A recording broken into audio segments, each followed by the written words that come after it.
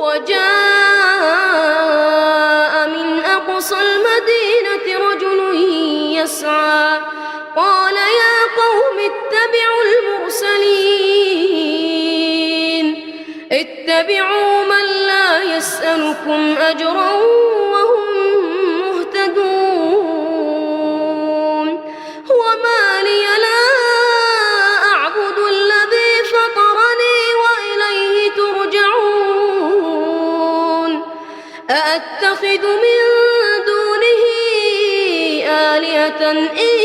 يردني الرحمن بضر لا تغن عني شفاعتهم شيئا ولا ينقذون إني إذا لفي ضلال مبين إني آمنت بربكم فاسمعون قيل ادخل الجنة